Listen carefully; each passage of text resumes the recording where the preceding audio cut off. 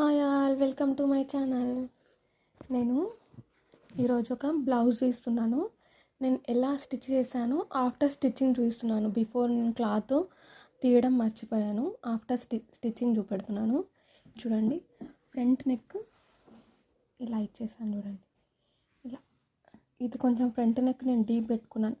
యాక్చువల్గా నేనైతే 5 to 5.5 పెట్టుకుంటాను. ఇది 6.5 పెట్టాను. యూజువల్లీ నేను రౌండ్ లేకపోతే ఫుల్ స్కాలప్ ట్రై చేస్తాను. దీనికి ఇలా ట్రై చేస్తాను. ఇలా కర్వ్ వచ్చేసి ఇప్పుడు ఇది ట్రెండింగ్ మోడల్ కదా, ఇలా ట్రై చేశాను. ఇది ఫ్రంట్. ఇది చూడండి, స్టిచ్చింగ్ మెథడ్ చూడండి. ప్రిన్సెస్ కట్ కాదు, 4 డాట్ కాదు, ఇది shoulder to waist tucks blouse అనమాట. ఇలా స్టిచ్చింగ్ చేస్తాను. హ్యాండ్స్ వచ్చేసి నాకు ఈ మధ్య ఎందుకో ఈ పఫ్ హ్యాండ్స్ చాలా నచ్చుతుంది. రాశి బుట్ట హ్యాండ్స్ అంటారు కదా, అది నచ్చుతుంది. సో నేను ఇలానే స్టిచ్ చేసుకున్నాను. ఇలా దీనికి ఇలా ఇచ్చాను.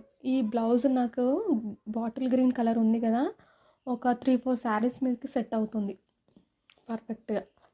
ఇలా స్కాలప్ ఇచ్చాను, స్మాల్ స్కాలప్ అనమాట. బ్యాక్ సైడ్ చూపిస్తాను. బ్యాక్ సైడ్ వచ్చింది అంత డిజైన్. చూడండి ఎలా ఇచ్చాను.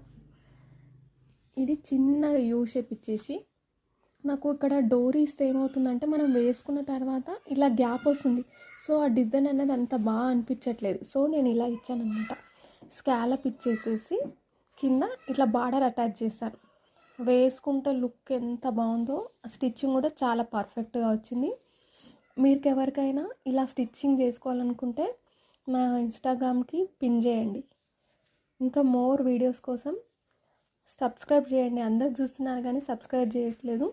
ఈ బ్లౌజ్ డిజైన్ అనేది మీకు ఎలా అనిపించిందో నాకు ఒక చిన్న కామెంట్ పెట్టండి. చూడండి, ఇక్కడ అంతా నేను పైపింగ్ ఇచ్చాను, ఓవరాల్ పైపింగ్. చూడండి, ఫ్రంట్లో కూడా ఇలా పైపింగ్ ఇచ్చాను.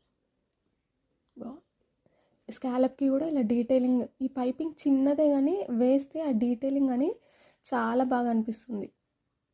Thank you all.